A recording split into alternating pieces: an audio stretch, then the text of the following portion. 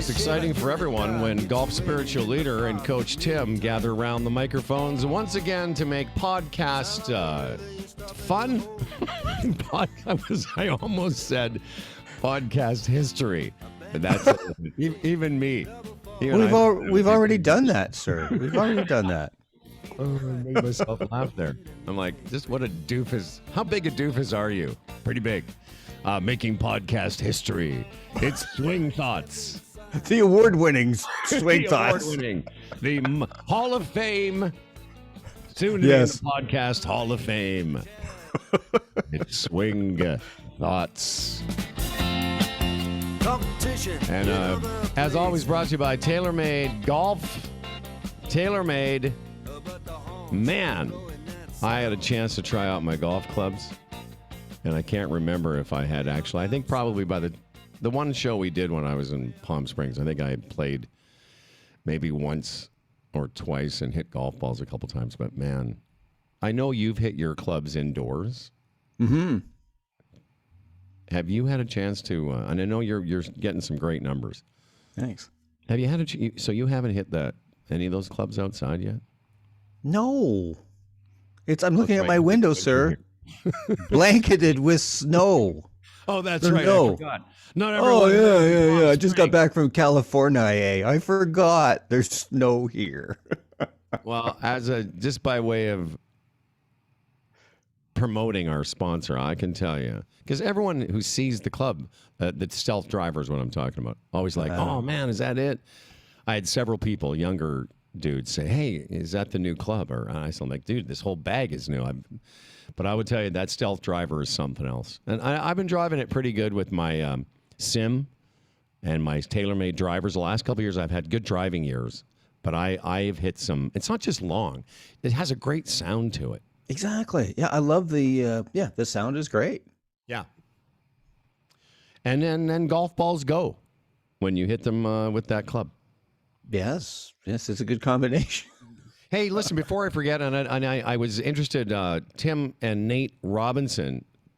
Is Nate still with Rattlesnake, or is he independent now? Indie. So Nate, who used to be a Rattlesnake, great guy. Nate and Tim put together a workshop, and you had I couldn't attend it, but just explain to everyone what you did, and then how they can sign up going forward, because I wanted to make sure we did that today. Oh, well, thank you very much. Yeah, I think it was Wednesday night. We did a webinar called Quiet Mind Golf, Better Golf Through Inner Mastery. And in essence, it was a preview of a program that Nate and I are launching in April. So it's an intensive 6-month program. And largely, it's aimed at those golfers who are just so frustrated despite all their efforts, taking lessons, looking at YouTube, practicing, taking swing thoughts to the golf course, and just not improving. It's a program to help people to get through that and finally make the breakthrough they're looking for. And so on Wednesday night, we talked about why most golfers struggle in this game, and stuff that we've covered in this show all the time. You go to the range late on a Friday afternoon and you find something, oh, wow, if I just do this with my left hip, I own golf. And you go out Saturday morning and, 5 over after 3 holes. It doesn't work anymore. So talking about why that type of stuff doesn't work, and looking at how, if we look at golf a little bit more holistically, a combination of the mental and the physical, and we can create sort of a path or a program we stay on, then we can start to see some improvement. It's not much different than, I would say, some of the core principles of Decade. That it takes discipline and it takes incremental little changes that you can make. So yeah, that just it's a 6-month course you sign up for. Yep. And it's called Quiet Mind Golf. Golf Through Inner Mastery. And Quiet Mind Golf. It's a 6-month program. Is it once a month that you meet with people? Is it just I appreciate we can get into why golf is so tough in a second. But so if someone signs up, is it a once a month webinar they attend, or do you come to their home and they move in with you? What is it? How does it work exactly? Do you guys have like a barracks somewhere? Is there? Well, we all shave our heads and wear saffron robes. Are you And like no, the high septum in Game of Thrones? I'm probably one of the sons of the harpy. That's who I would be. okay. But, no, you are. So is it six? You said a 6-month program. Yeah. So what we do is we have 4 times a month. We will meet with our golfers. Each month we'll have a 2-hour live session, AA, eyeball to eyeball. It'll either be at Burl Oak Indoor Golf. To start off, will probably be that because it'd be crappy outside. And then highly likely we'll move to another golf course. I haven't quite nailed down that facility yet. But so we'll have a live 2-hour session where people have experiential experiences. And Nate and I will work with you. Experiences. Experiential experiences. We'll have some experiences at Sean Casey's place. Yes, exactly. And that's amazing. So it'll be you and Nate. And is it just to, and again, I don't want to. So I just want to finish the thought about what breaking down the seminar. But is it one-on-one or is it groups of people? It's groups of people. Okay. So we're going to meet with you 4 times a month. So live in person, and then 3 webinars. And you also get a private online lesson or session with Nate or I, so we can check in with you. And just to finish the thought about the group thing, I've led a few golf groups, and one thing you can, in essence, it's cheaper. You get more than you would for private coaching for less money, but also you get the added thing around being able to learn from other people's experience. Okay. You talk with them, you say, "Oh, what's going on for you?" And you hear what they're struggling with and how they've surmounted something and found an answer somewhere. So the group thing that's a pretty good value, folks. You get a 4 touch points a month as a group, 3 webinars and 1 in person. Is that right? That's right. Yeah, as a group, and then one private, and a private coaching session with you. Yep. Or Nate. So basically, for 6 months, you get 5 sort of touch points. We'll call them. I just made that up. I love that. We'll go with that. 5, things where you get to have some instruction with Tim and Nate. And people can sign up, I'm assuming, at o'connorgolf.ca. That's right. And you know what I just figured out? Because I'm such a math genius. Over 6 months, that's 30 touch points. Eh? Well, that's pretty cool, man. We're really jazzed about it. I don't want to embarrass you with the price, but it doesn't matter what it is. That's 5 times a month for 6 months. You're going to be able to check in on your golf game with some guys that know the game. And again, you can find out the price right now from Tim, or you can shoot him a note or go to our Connor Golf. They'll tell you the price because we think it's a great value. So there's a bit of a sticker shock here, but anything in which people gain some, when you're trying to improve, you need a bit of a sting, because that'll help you invest in it, not only just financially, but really, stick to it, if you will. So if you were to pay each month, it'd be $600 a month for $3,600.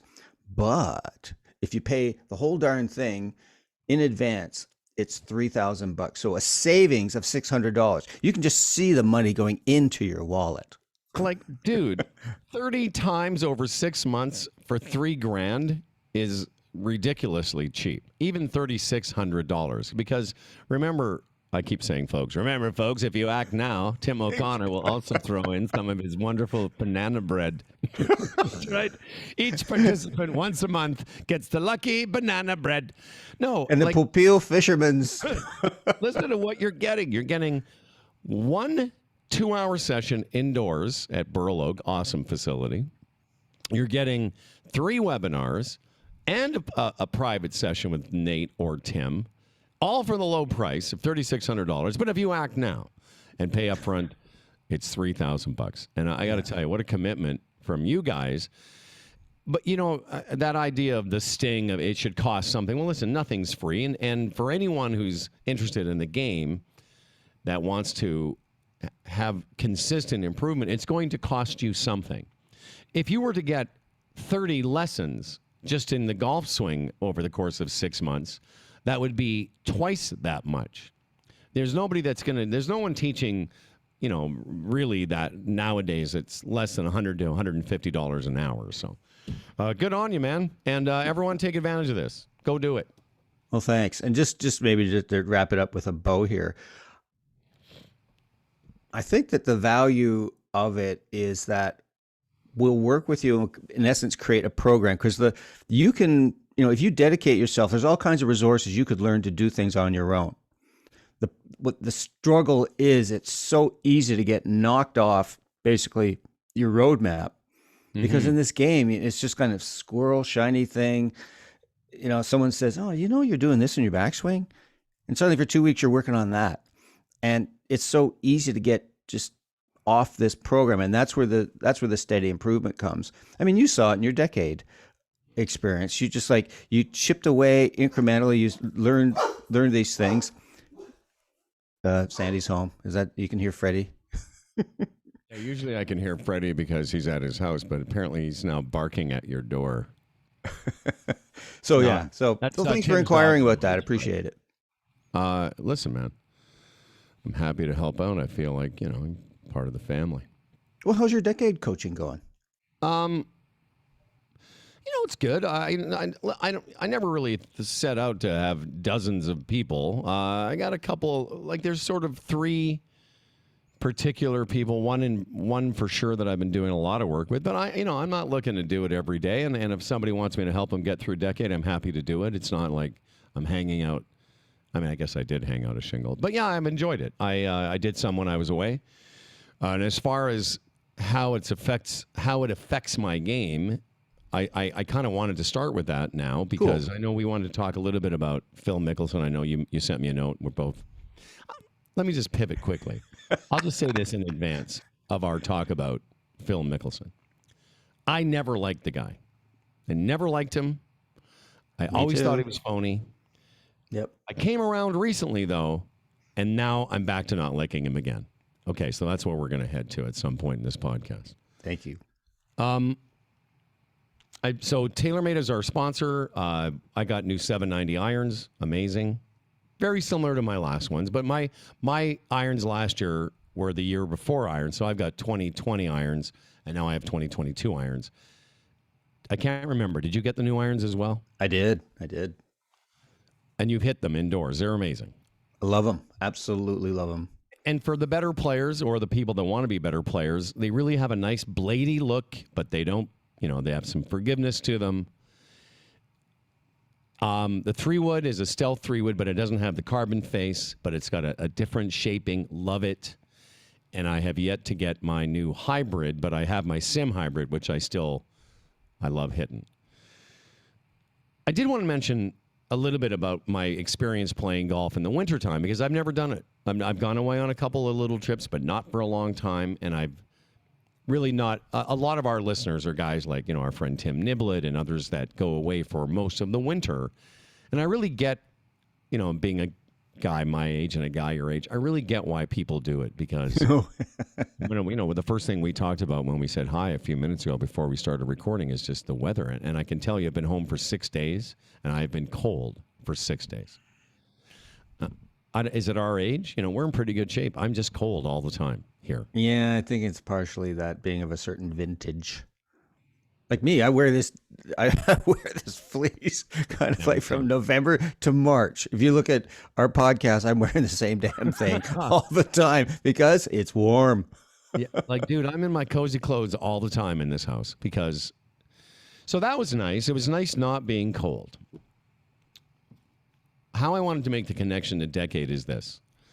So I'd been to Sean's place, Burl Oak Indoor Golf, the official indoor golf of Tim and Howard's show.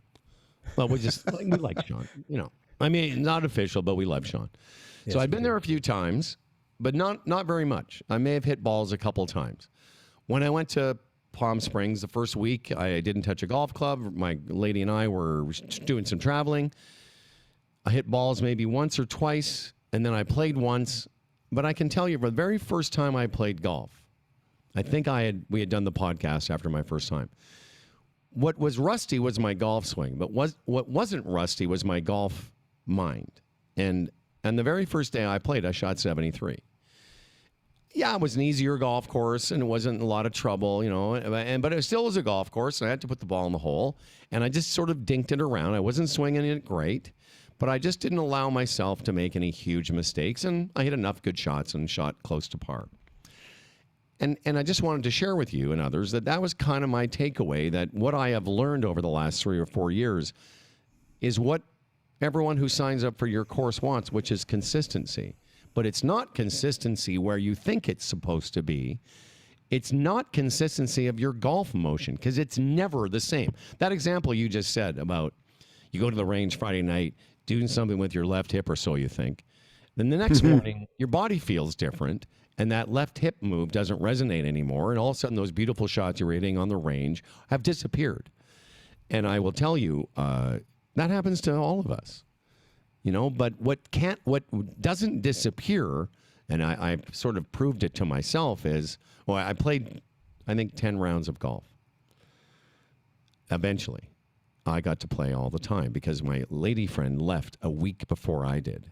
And I literally dropped her off at the airport and went to a driving range and had a golf club in my hand every waking sunshine hour until I got on the airplane a week later. I can well imagine. So can I just ask, in that first week, yes, what did your boyfriend index do? You started at, and what did you finish at? Seriously, I'm nowhere near scratch as a boyfriend. I'm serious. I had some moments on vacation where I shot a couple 90s. I did. Ooh. I had one boyfriend 90 for sure. I had one that was close to par, but generally I'm about a 5 or a 6 as a boyfriend. That's pretty good. Yeah, not bad.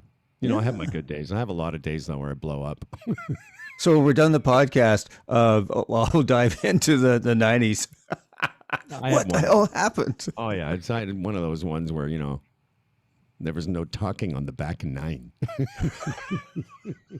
A couple hours is just no talking. Yeah, exactly. Every one of those holes, every one. Penalty shots, 3 putts. Anyway, what were we talking about? Golf. So I'm going to open the floor up to questions, but I can tell you not that I was worried, but I thought, how am I going to, because in other years, I would come back to golf and I'd be like, it would take me a while to figure out how to score again. But I know how to score now. Even when I'm not flushing it, I know how to get the most out of whatever round I'm playing. And for the most part of the rounds I played, with the exception of one where I shot, 4 or 5 over, and that was my highest score. The rest of the rounds were all around par, and I had 2 rounds under par. I had 3 or 4 9s under par, because once my body kind of caught up, I was, by the way, playing different golf courses all the time. Sweet. Because what you're looking for from signing up with Tim and Nate, or what you might be looking for from listening to a show like this, I can promise you is more available to the average player. And I played with nothing but higher handicap players for 10 rounds. I think the lowest guy I played with might have been a 10. I'll tell you, one of the best players I played with was an older lady. I'm saying older than us. I think she was close to, early 70s. But she was 73, in fact. But her husband, I take it back. He was a 6. He was 75. And they came from some Louisiana type state. They were just the nicest people. But she hit every shot on the face of the club. I kept saying to her, "What are you doing?" like it was wild. I don't know what she shot. It wasn't low, but she was just a pleasure to play with. But anyway, my point is, I saw nothing but average to higher handicap players for a month. Mm-hmm. Anyway, so what I guess I wanted to share with everyone is that the consistency that we're all looking for is available to you, but it's consistency of approach and not just decade, everything. That is absolutely achievable, I think. Well, great. Sounds like you had a wonderful time. So that's fantastic. And yes, I'm very jealous of you, sir. I'll just make sure that we state that unequivocally. But so much of what you're talking about, resonates with me. The things we've talked about on this show, particularly in the last year, what Nate and I are doing is that if we can kind of shift our focus from this, how am I doing in terms of, is my backswing in the slot? Am I transferring my weight? That's usually the place where most people look, and hell, I do it for sure. But when we change it more to how am I adapting to what's out here? I've got a puzzle in front of me. We use that metaphor a lot in terms of where would be the optimal place to put this and where do I not want to put it? And that just leads to just better golf in terms of a better swing, more flow, less tension, because you're making good decisions. And that, to me, is such a key part of it. That's why I think it's a holistic game. Because when you're making good decisions, it allows your body to achieve a sense of flow and do what it can do. And so if I might jump in and ask you a question, when you say holistic, and again, sort of talking about your sessions with Nate, what do you mean by that? Like the whole? I know what the word. I don't mean like little herbs and things. I know, but I'm saying holistic meaning like what? All aspects of the game.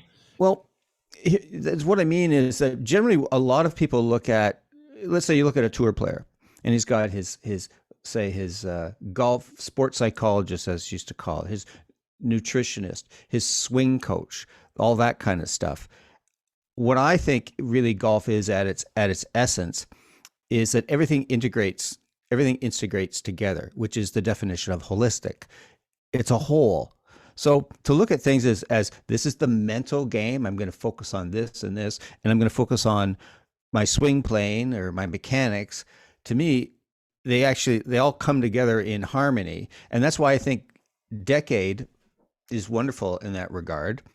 And I think it parallels what Nate and I are doing in our program, is that if we have an awareness of what's going on in our heads in terms of what are we thinking about, are we projecting into the future? Oh, I'm on the 15th tee. Am I going to get this to the house? Am I ruminating about the 2-3 putts I had? Or how much am I actually in the present moment? And how much am I making decisions from an emotionally neutral place? And am I making good decisions? And that connects with your body and allows your body to respond to the target and to be in a place where it can respond to the target. Because in essence, that's what golf is. We're responding to a target. It's not about making a good golf swing. It's about, here's what's in front of me. I got some water here. I got some trees. Here's the pins over there. We take that stuff into consideration. We go, okay, this is the shot I'm going to hit here. I can commit to this. A 6-iron, I'm going to flight it down here. Boom. Golf just becomes a lot easier in that regard, rather than, geez, I hope I do this with my golf swing and I hit it solid so that I'm left with a birdie putt to avenge the double bogey I just made. So that's what I mean by holistic. It all works. It all works together.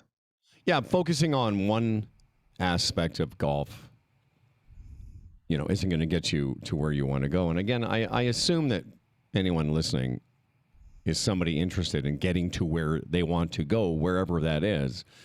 I don't know anyone, myself included, that's satisfied with where they're at in terms of their golf progress. But I can tell you, this last month showed me, I felt pretty good knowing that the things I've been working on, and not just my golf swing, but the strategies and attitudes and all that stuff, they do go hand in hand, because I'm now making emotionless decisions, even in rounds that don't matter. as I said to myself on several occasions, like that putt I made for bogey mattered to me because, one of the things that Fawcett said, and I don't know, he didn't invent it, but how you do it's how you do some things is how you do everything. I'm screwing that up. You know what I mean?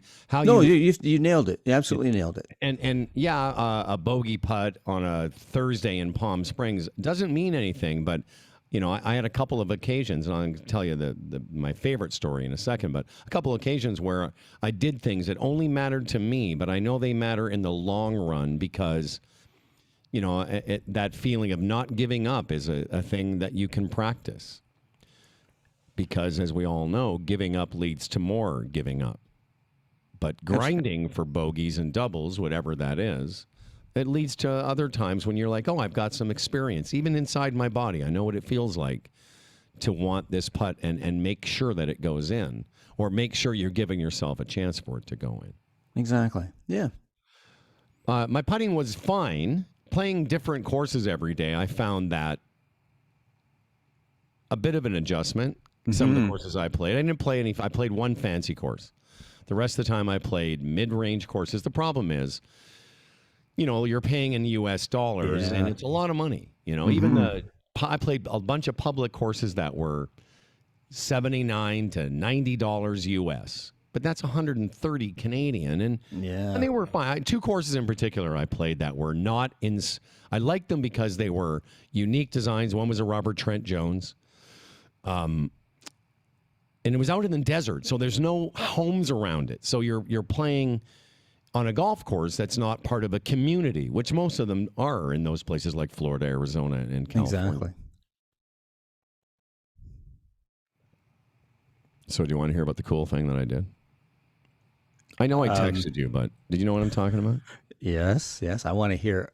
I did hear about it, and I'd love to hear more of the detail. Please elaborate. This is a record for you, right? Yeah, I've never done this before. Yeah. This was one of one course I played. The only course I played twice was a course called Cimarron, and it's right near the Palm Springs Airport. It's a public golf course, maybe $90, but really good. I really liked it. I played it twice. The second time I played it, I got joined up with a guy who was really an avid golfer, sort of mid-50s, about a 12 handicap, and two other people that were nice people, but awful. And the reason it's important to know that, and they could hit a ball, but there was a lot. It seems they had more trouble around the greens. They were chipping back and forth a lot, and that's important to note because a couple of times it kind of took me a little bit out of my rhythm. But very quickly that day, I noticed, because that was about my 7th or 8th round, and I started hitting it really, really good. A few days earlier, the day before this round, I shot 1 under par. And I had gotten close to par a few times, as I've said. I shot a bunch of 73s, and then that day I shot 71. The next day I go out on this golf course, and within 3 or 4 holes, I notice that I haven't mishit a shot. Here's the thing I would put out to everyone. We all notice when we don't have it, right? That's right. Because that happens a lot, where you go from the range where you seem like it felt pretty good, and then within a couple holes, you're like, how am I 5 over after 3? Exactly. So we all notice when it's not going well, but I noticed, as I said to my buddy Henrik, I had it on full flush, but it took me a couple holes to realize that the 4 or 5 full swings I'd made, drives and approach shots, had all been flushed. And in fact, I had it inside 10 or 12 feet, 4 or 5 holes in a row. I only made one of those putts. Part of the challenge of playing with new golfers or higher handicap, is just what I described. It's like I'd be waiting on the green to hit my birdie putt while Mrs. Jones was going back and forth. And at one point, I felt bad, but when you're putting for 11, just pick it up. Just pick it up. So I'm going along and I'm hitting every fairway, I'm on most of the fairways, and I'm hitting every green. And this goes on in the front 9. I shoot 2 under par, and I've been under par a few times that week, so it's not a big deal. But I knew I was hitting it well. In fact, I had the realization that I was hitting it really well, and I started to do what Decade says, which is, not that I tried to go for more pins, but I was hitting my targets. Whatever the Decade target was on that hole, I hit it, and I was getting closer to the hole. Anyway, long story short, I'm in the back nine's a little tougher, but it's a par 35, so it's a par 71 golf course. And I'm in the middle of the 18th fairway. It's a par 5. And I've got 142 yards to the green. And I know at that point that I have not missed a green. I've never done this in my life. Wow. I've hit 17 greens in regulation. Like, we all know as golfers, like after you've hit 6 or 7, it's like, hey, this is cool. But I sort of forgot it until I got to somewhere in the back nine. I became aware around the 16th hole that I've hit all the greens in regulation. The 17th's a par 3, and I hit that in regulation. And I have 142 yards to the green on the par 5. And as I said to somebody recently, I'm hitting 9-iron. It's a little bit downwind, and I'm flushing everything. So I know I'm going to hit a good shot. But I started to have like big tournament air sucking. You know what I mean? Exactly. Like we're in the middle of a round with people that afterwards they told me I'm the best player they've ever seen up close, but they have no idea what I'm thinking. But I had to step away from the shot for a second. I did the full tournament, deep breath, focused on my target because I know what this means. I've got to hit the green. It's so weird. Anyway, it was more than a nice shot. It was a great shot. I hit a little tight draw, 25 feet, 20 feet, not close, but I hit the freaking green. Exactly. And 2 putted for par. And here's the cool thing. So I shoot 69. That doesn't even matter to me because it matters, but it's not like I can tell you this.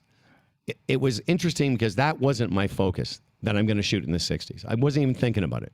And it wasn't my focus till after the round that I realized I'd gone bogey free because I made 16 pars and 2 birdies. Wow. Like it was weird. Like, yeah, it would have been cool to shoot 65.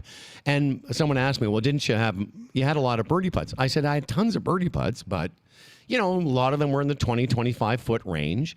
Early on, I had some that had I maybe not have been frozen out waiting to putt, I might have maybe made a few more. But on the back nine, I just hit a lot of good, decent shots, not great shots. But it was just so funny. It was, I guess, last Wednesday, a week ago Wednesday. And there I am.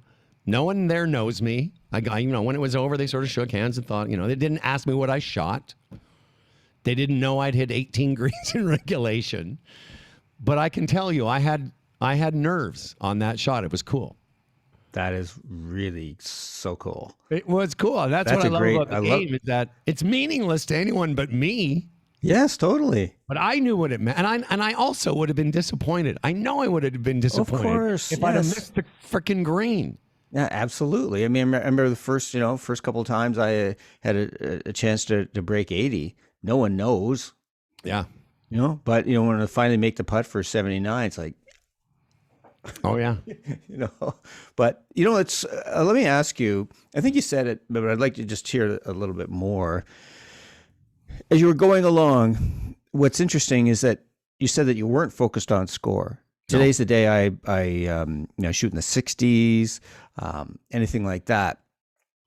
So just if you could share with our good listeners what value there is to that when you're not focused on, say, a score. And you're just, you're just focused on what? Well, let me ask you. I mean, you worked with college players that, take it deep. I don't believe anyone, and I've said this to Fitzsimmons, our friend Dr. Charles, I don't believe anyone doesn't really know. I've had people say, oh, no, when I get 4 or 5 under, I have no idea. I don't believe that. Yeah, or when somebody's having a great round and they're, whatever that is, 1 over through 12, whatever would be amazing round for you. I don't believe anyone doesn't know, but it's about attaching so much significance to it that it gets in the way. It takes you out of what you're doing.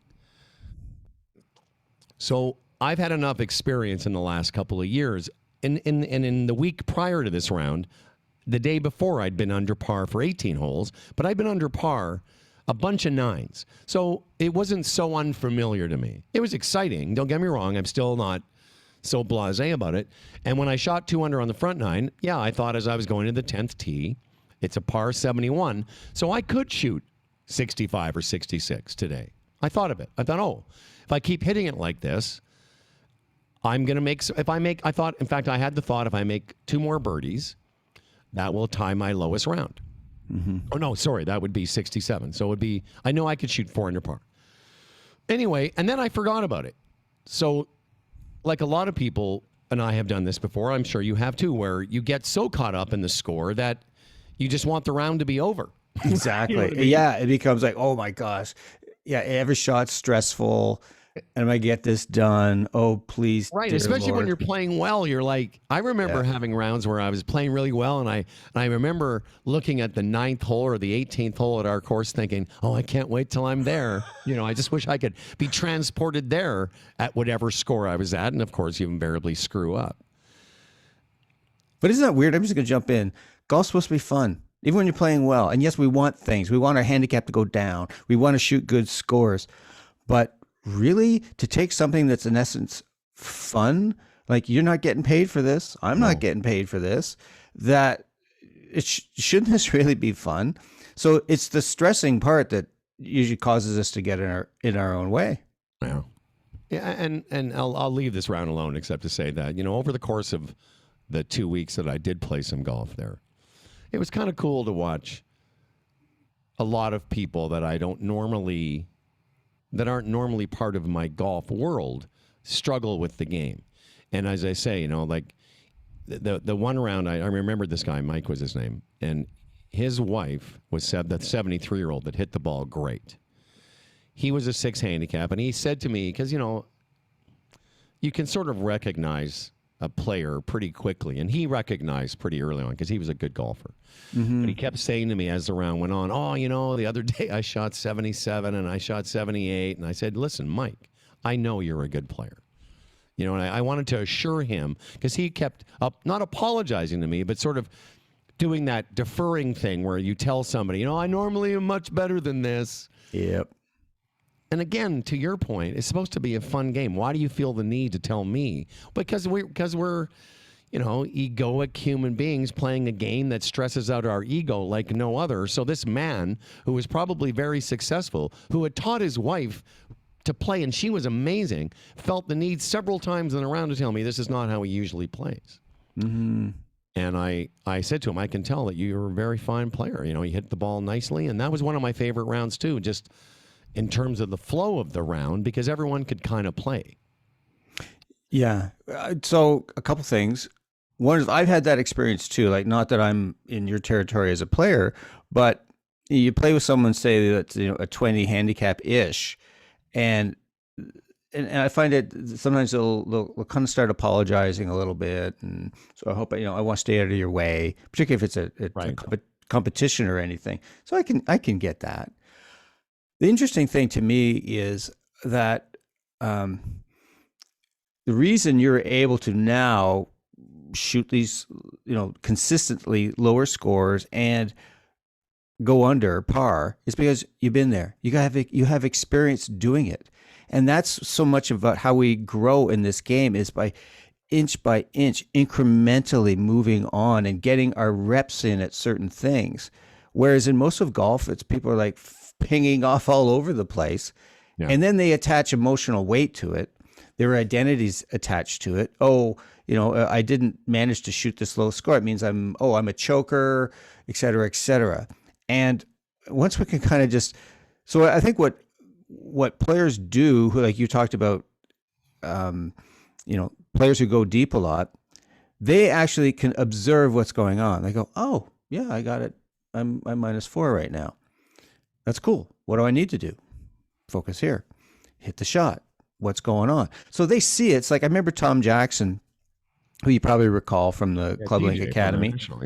Yeah, and he said that it's kind of like, people know that TJ went to Orange County, and you worked with them. Yeah, exactly. With Core Golf Academy, he's now got a new golf academy.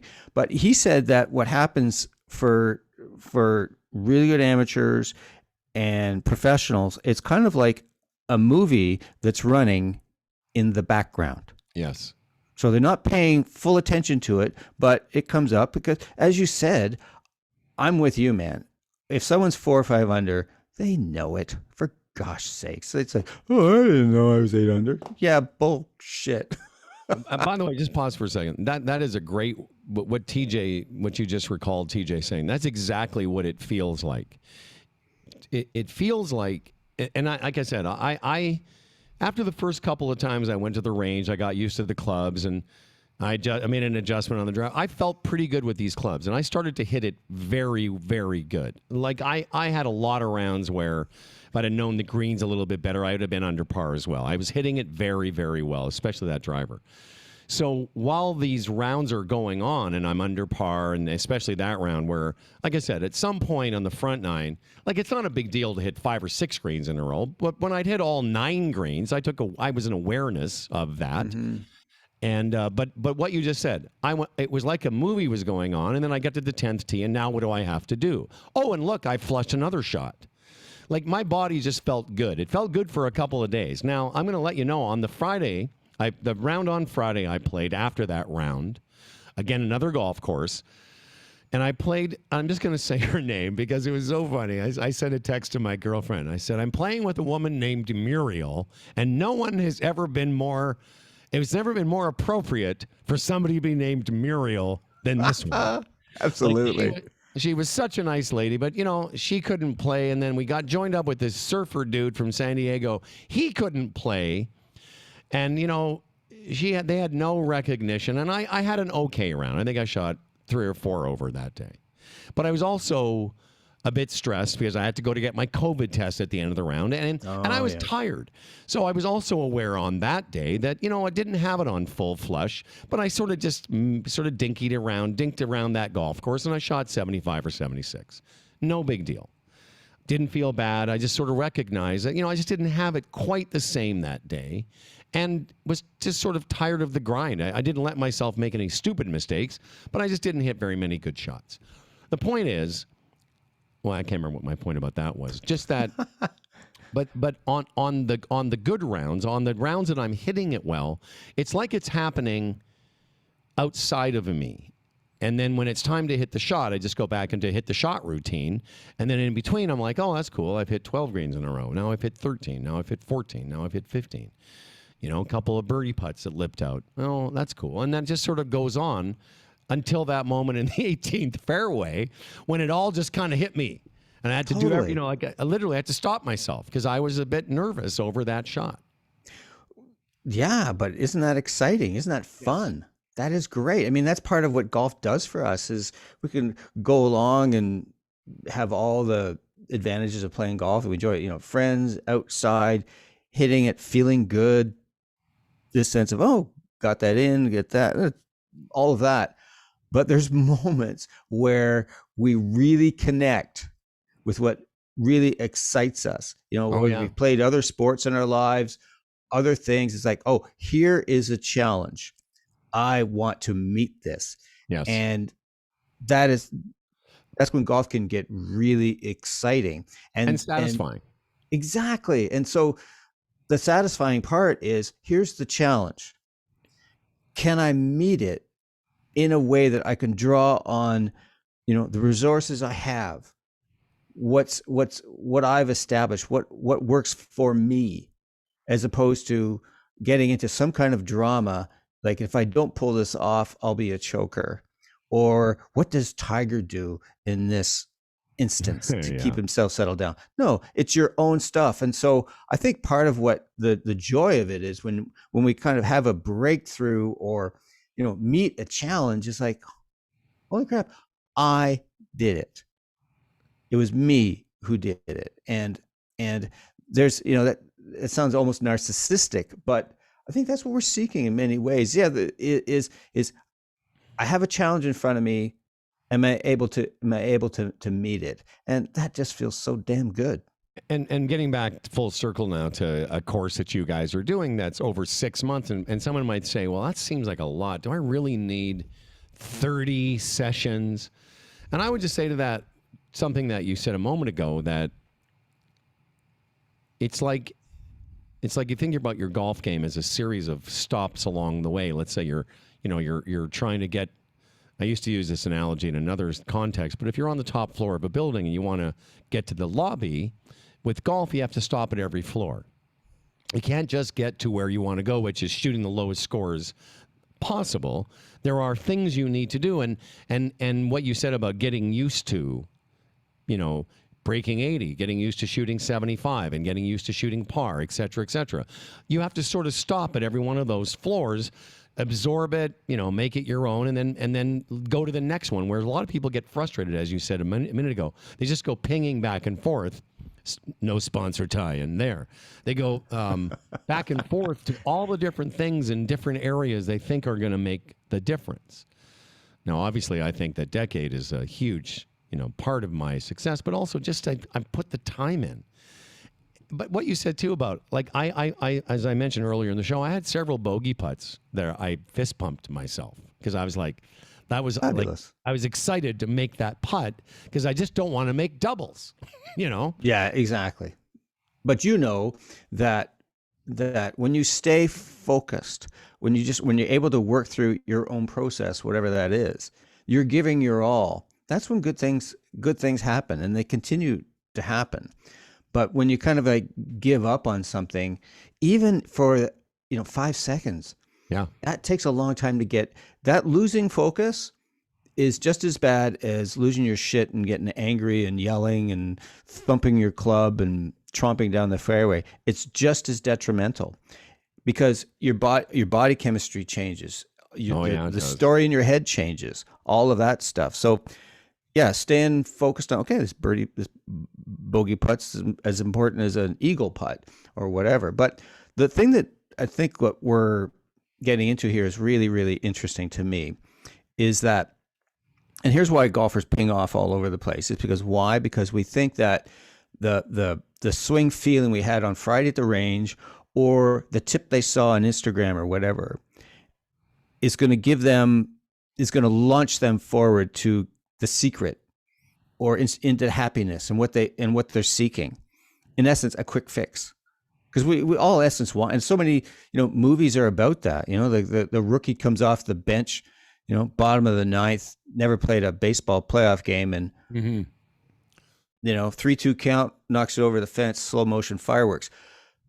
In the movies, yeah, but not really in real life, because it's through that incremental. It's not too exciting, but it's by that incremental growth, step by step, that we get our reps in, and then we start to own what's going on, and then we step to another level and we start to own that, and we experience it. I mean, I've witnessed that in your own game, man. For a number of years, we've been doing this podcast. I think when we started, you maybe, I don't know, correct me if I'm wrong, I think you're like a solid 3.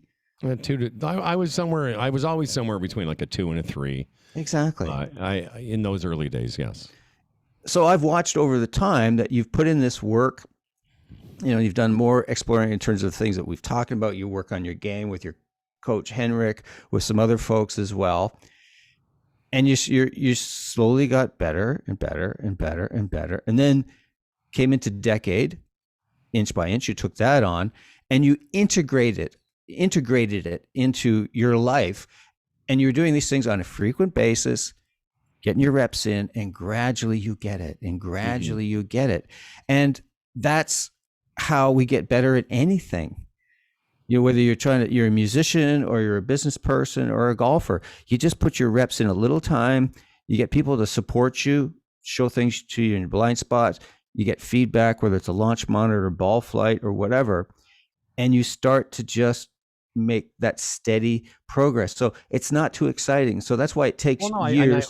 First of all, I wanted to thank you. Just jump in quickly. The phrase we've used on the show before is little things often. It's just a bunch of little things that you do over and over again that aren't very exciting. And I wanted to thank you for that. But I just and also say that I don't know what people would expect, what it's like to play with, watching somebody shoot in the 60s. But it'll be one of the dullest rounds you've ever seen.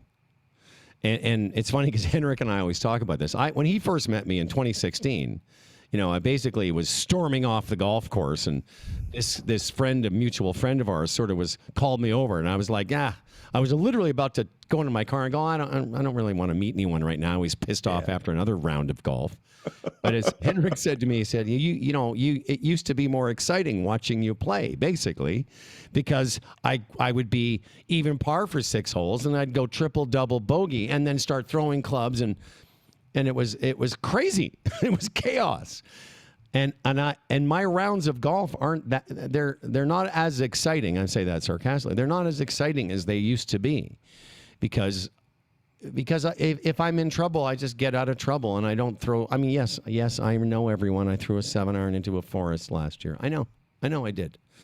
I'm still nuts, but I've just learned to just mitigate some of the extremes, and that's what I would say to somebody. If you're trying to break 80 or you want to shoot 75, you'll be surprised at how dull those rounds really are. You're just making a lot of pars, some bogeys, and the occasional double, and you'll shoot 79. But you're right. I mean, in the times we've been doing this podcast, not just my handicap drop, but my internal thermostat, has been turned way down. Part of that is I'm just old now. There's that. There's that. Well, there is a big part of that. Shall But we? it's We got. I was going to say we have about 10 or 12 more minutes. Yeah. And so I want to talk about Phil, but go ahead, finish your last thought there. I jumped all over you. No. I mean, I think we've said it all. Yeah. Let's move on. I think we've explained ourselves once again that, golf's not supposed to be easy. It's supposed to be fun. And if you want to get better, it's not just your golf swing. And I have had this discussion with some people recently. Is the golf game 100% mental? Is it 100% physical? I think it's all mental. I think it's all mental in that your brain is the thing that is making the decisions about your body. You think it's in and you're right. It's in your body too. One of the things about giving up, I was going to say too when you were talking about it, is there is something about giving up, and I said this earlier, that leads to more giving up. I used to be that person, and the reason we give up is that way we would be able to say to ourselves, "Oh man, I had a terrible round today, but I really wasn't trying that hard." Exactly, and that's like ego defense mechanism, man. Absolutely. And so, I've said this on the show, and I've told this to you personally. Like I had a couple rounds there that weren't great, but I know that on every shot of the not so great rounds, I know I tried on every shot. Whereas the old Howard would have been like, "Yeah, I had a bad round today, but I sort of gagged it up about the 14th hole and stopped really paying attention. So it really wasn't me." I don't know why we think that is a pathway to whatever, but it's not. And so if I shoot 81, I'm going to own it. I don't care. It can happen. Let's talk about Phil. I mentioned earlier, never been a big fan. I don't know what to make of the last few weeks. PGA Tour Commissioner Jay Monahan said he hasn't spoken to Phil Mickelson since his explosive comments about the tour were published last month. Monahan said it's a conversation that will have to take place before the six-time major champion returns to play. Mm-hmm. Mickelson's not in the Players' Championship this week. I have a few thoughts about the Super Golf League, and I don't know if I want to get into that as much as, because we've talked a little bit about that. But Phil Mickelson at age 51 saying, taking time away from golf to prioritize the ones I love most and work on being the man I want to be. Mm-hmm. I got to be honest, when I read that, I'm like, you know what, Phil, I know how the world of PR works. Somebody wrote that for you. Yeah, and you got fired. Because if you're not the man you want to be at age 51, listen, we're all evolving human beings, and I'm not the man I was at 51 at 62, but, that's such a cop-out. It's such somebody doing damage control. Yeah, you got fired and said, I decided I want to spend more time with my family. Exactly. And his sponsors dropped him. And I think I don't recall, maybe you do, maybe it's Greg Norman, but another major champion, major figure in the sports, in the world of golf, having such an instant and visceral turnaround of his image. Oh, yeah. Well, of course, then there was Tiger, with the Thanksgiving car accident. All the sponsors, most dropped him. When Fuzzy Zeller made the comment about, the fried chicken thing. Yes to Fuzzy. And Tiger, you're right. Tiger's thing was as bad for different reasons, but in a different way. It was him doing it to himself personally. Mm-hmm. And to be fair, a lot of his sponsors didn't leave. Phil Mickelson lost most of his sponsors through this, but I You're wonder, right, you're this is where I wanted to ask you, because we've got about 10 minutes. So what were your thoughts? And where do you think this goes? Where does Phil Mickelson go from here? Well, as you said, I'm exactly the same as you. I was never a fan of Mickelson. His whole kind of dodio, yuck yum, thumbs up, smiling stuff. I don't know. I was probably projecting my own bullshit all over him, but I just thought he just struck me as disingenuous. Like someone, when he talked, I just went, it's like, when someone's talking and you're kind of like, there's a smell here that's just not right. It just doesn't seem authentic.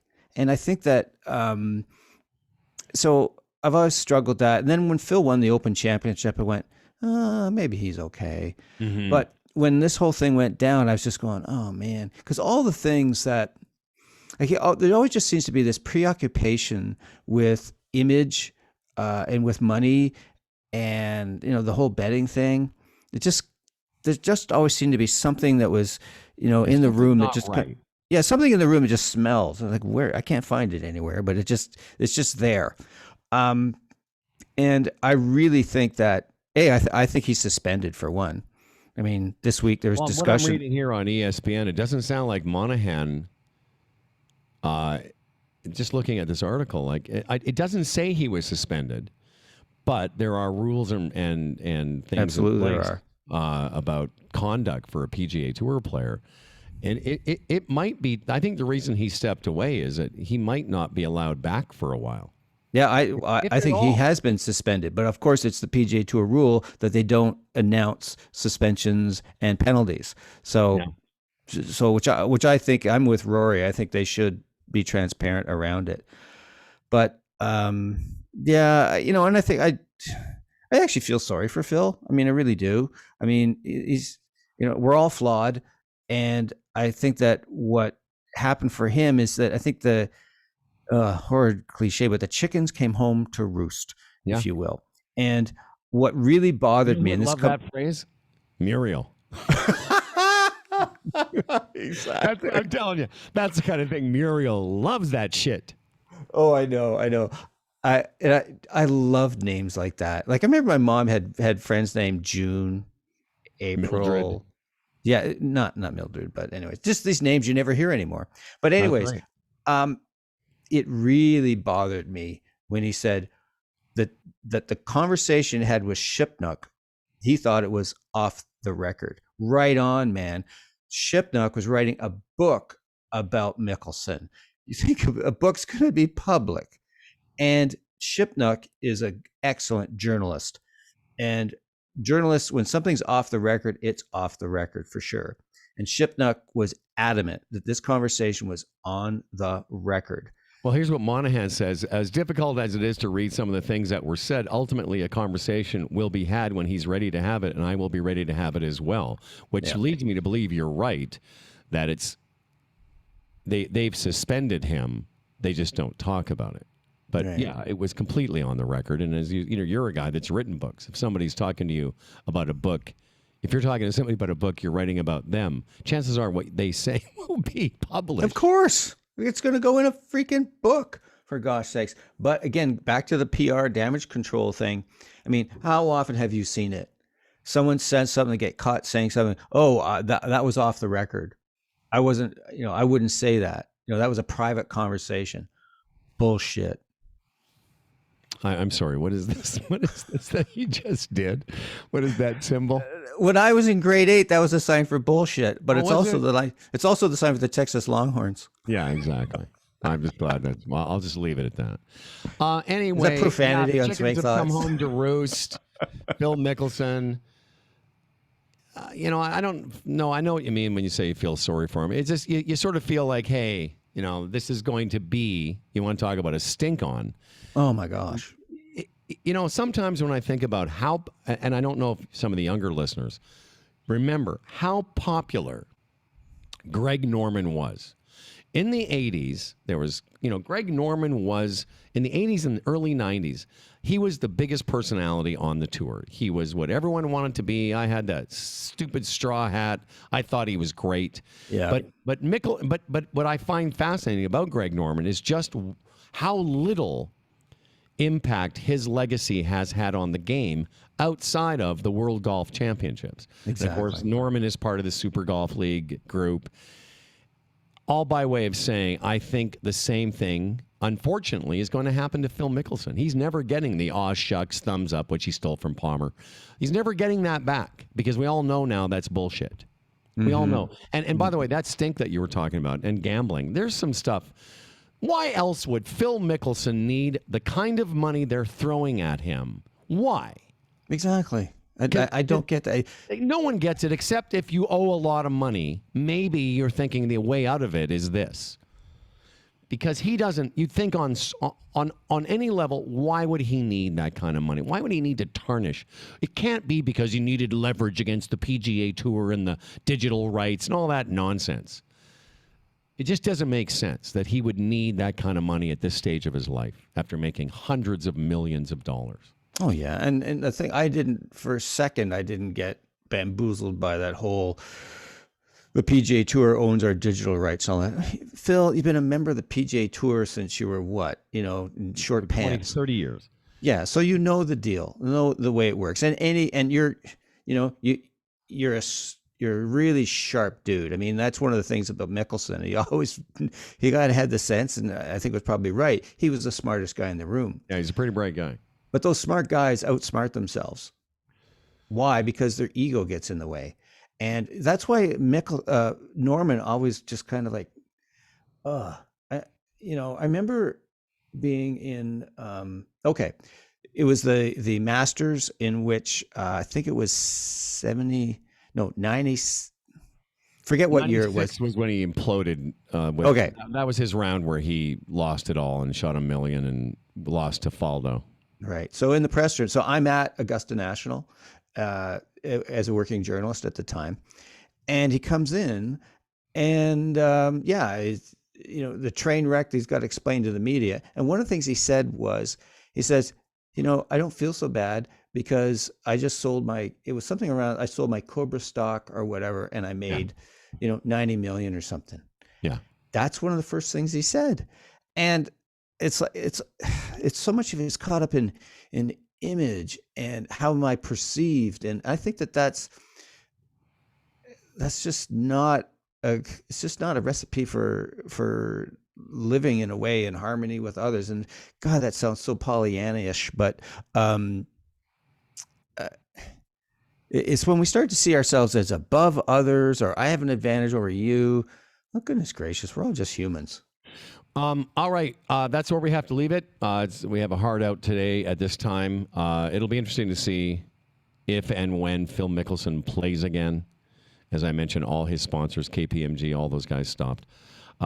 Speaking of sponsors, we couldn't do this without TaylorMade. We love their product. And, this kid that I played my last round there with, the surfer dude from San Diego, great kid, had TaylorMade product and was excited to see that I had a stealth driver. And you will be too if you get a chance to get your hands on it. Golf will be opening up around here in the next couple months. If there's a TaylorMade demo day, take advantage. Go see our friend Sean Casey at Burloak Indoor Golf. Tim O'Connor and o'connorgolf.ca. More information about the Quiet Mind golf camps. What's it called? Immersion therapy. Quiet Mind Golf Conversion. Stop being an idiot. What's it called? Quiet Mind Golf. Better golf through inner mastery. 6-month program. Intensive. I love it. Yeah, and it'll be cool because Tim's wife, Sandy, she's going to cook your meals. You move into the O'Connor barracks. Freddie, our dog, will come in. You give him a little scritch. That's right. You get to walk the dog. Acolytes. It's like... the whole thing. You wash dishes. Everyone takes turn washing the dishes. Weekly sweeping up.